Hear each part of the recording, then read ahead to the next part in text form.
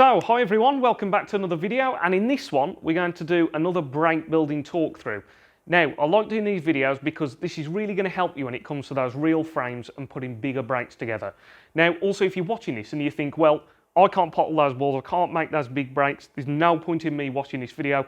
There absolutely is a point, because we all need to try and think in the correct way. So, playing into little areas, how to think about little cannons, shot selection.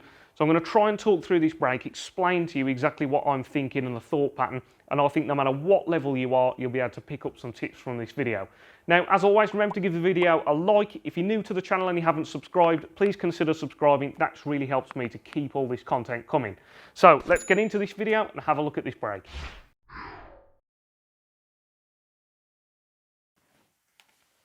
So this first shot here, I always like to start with a medium range or a long range red. That just means that you're just practicing that long potting as you get in. And I played that shot as a stun run through so that I can hit the shot nice and positively. You haven't got to be too careful. Now this black here, great opportunity to go into the pack of reds, knowing that I've got this loose red furthest to the right of that pack there. So I played that with bottom and left hand side, always makes the pot just feel a little bit more comfortable. Now this red here, I can't actually see this red here. So I'm having to play with a little bit of left-hand side, so I can see the red but not the correct potting angle. So I played with that little bit of left-hand side, and that just helped me to get to the potting angle. Now I'm going to pop this black, stun down onto that black cushion, and I'm playing for the red that's closest to the cushion here. Good opportunity to get rid of that red, because that's going to be a bit of an awkward one. Now immediately I'm thinking here, again I'm running out of reds really, so if I play this, no side needed, just top spin, bring the white off the black cushion and off the side cushion, and then I've got an angle to go into the reds again here. So I'm just trying to screw right into the centre of this pack of reds here and move everything around. Get a bit of zip on there, and you can see that I've not one red up into the bulk area there, but I managed to screw off the reds nicely, and as it turns out here I've got this red below the black here. So nothing fancy to do with the white here, just middle ball, just drop this red in, and I'll just leave a nice shot on the black here. Now the shot I'm going to play here is to cannon into this red, and that's because I'm going to stay on the other red to the corner and also just disturb a few more of the reds and just make sure that I'm creating a better chance for myself all the time. So always trying to look at ways where I can get the reds out into the open without too much of a risk in terms of losing position. Now this red is just a centre ball, just rolling it in. And now I've got a choice here. I can either play for reds to the middle or the one loose red that you can see on its own. If I just play this with just top spin, no side needed, just let it run around the two cushions here, I'm leaving a nice shot on that red into the opposite corner. Now straight away here, I'm thinking I need to leave one of these reds to the middle here. So I've got the one directly below the pink and the other two that are below the pink there. All of those three pop. So if I leave a bit of an angle on the black here, I can then pop this black, stun off the black cushion, which you'll see now. So I can play this as a little stun shot off the black cushion, leaving myself on all of those three reds. And ideally here, I'd love to be on the red that I've landed on actually here, because you're always looking for key balls that are going to unlock other balls in the brake and leave you with a better chance of continuing the brake. So by moving this one, just keeps it, or it just frees some more reds out into open play.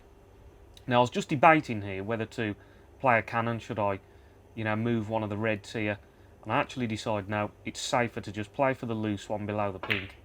If I just play up into that area here, and then of course I decide that from the pink it's much easier to get to the two reds on the outside here. So if I just play a little screw back here, I can leave the pink in the middle pocket, and then I think I'll just come round and look. I'm just looking whether both of those reds pot, and I actually think I'll double check this because I'm just again looking for what's the key balls to move. If I can move one of these reds, I just start to free up other reds, and then that really gets the brake and everything out into the open and leaves a really good chance.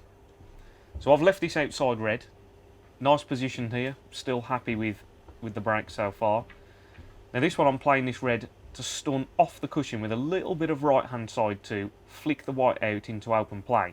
And I actually don't hit this shot that well, so I under hit the shot very slightly, leaving myself a little bit short on the pink here. Now, whenever I leave myself in a bit of a tricky position, I'm always looking at the shot going, is there a shot where I can just roll the ball in there? The pot's a bit difficult. And in this case, yeah, you can see I'm just hitting above centre. And there was a shot there where I could just roll it in, and I was naturally going to be on this red just below the blue that we can see here. Now all of these 4 reds here next to the pink, they're just covering each other a little bit. So I'm going to decide here to play a cannon. You can just see me now looking at these reds. None of them particularly go. And then I'm just looking, right, if I hit the 2 reds together, the first reds that the white would make contact with, if I hit those 2 reds, the join of them, that should get them into open play nicely. So I've already decided that now by leaving this high angle on the blue. I've now got this angle to go into those reds. That's why this time there's nothing for me to think about on this blue, because I've already made that choice. And then I stun the white down into that area, and now I've really got the reds where I want them, all out into open play. So initially I looked at this red to the corner here, and then I thought, actually, I can move this other one that the white is closest to.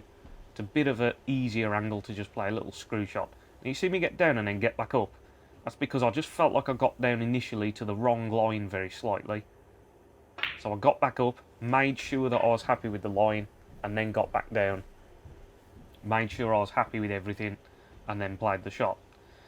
Now I've got myself in a nice position there. The reds are right in the middle of the table, so that was just a nice little stun shot, stopping the white where the pink was almost there. And now again, I can get through to the black here. So I'm just playing a bit of topspin, no side or anything needed, just topspin on and off the side cushion. Try and leave your white out into open play on the black. So I've done that nicely. I can get my hand on the table nicely again here. Topspin round the corner. Again, no side needed because I want to actually send the white a bit wide to get high on this red so I can get back to the black again. And again, played that nicely, and I'm just thinking, right, if I can pop this red, leave myself level with the black, I can then play a nice little screw shot from this black up to the last but 1 red. So just anywhere up into this big area of the table, I know I'm going to leave myself a shot on this red. So again, I'm happy with that. And I actually decide now, well, the last red is up in bulk, so it's probably easiest to just screw up for one of the bulk colours. You know, I'm playing for the green primarily here. So if I just play this bit of right hand side, flick the white up, get it onto the green up the table, that just makes it so much easier now for me to get through to this last red.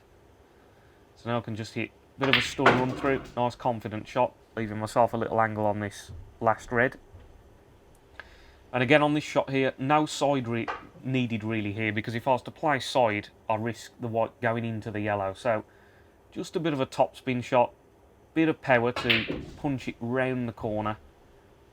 And I could have done with the white just rolling just another ball there, but it's still okay. I can just play this yellow now, plain ball, and then leaving the yellow again. So that was yellow for yellow, obviously, because that yellow was off the last red.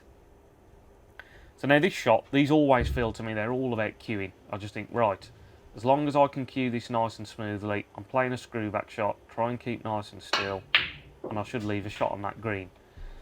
And I didn't hit it quite as good as I would have liked there, so I've underscrewed it very slightly. So now I'm going to play left-hand side to trap the white from running too far away from the brown. So that left-hand side has slowed the white down, as you can see, left me a nicer shot on the brown, so I didn't lose the cue ball. So now I'm playing topspin on the white, on and off that bulk cushion.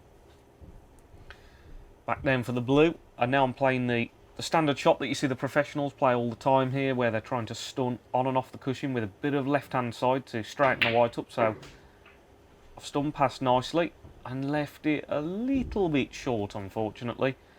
So now I'm playing all around the table before the middle pocket with some left-hand side, sending the white all the way around. And I didn't quite get enough left-hand side on the shot there, and that's why I'm a little bit disappointed there, because the white has finished short. So I could play the double here, but all I'm thinking is, right, try and hit this nice and thin. It should have a good go at the pot. And as you can see there, managed to get the black in, and hopefully all of those things have been very useful. So as always, everybody, I really hope you found this video useful. Just a reminder that if anyone's interested in any personal one-to-one coaching sessions, I'm working on this very table, helping players to improve their game all the time. So if you look in the description box, you see my website, my contact details there. Please get in touch, and I'd love to help you improve your game.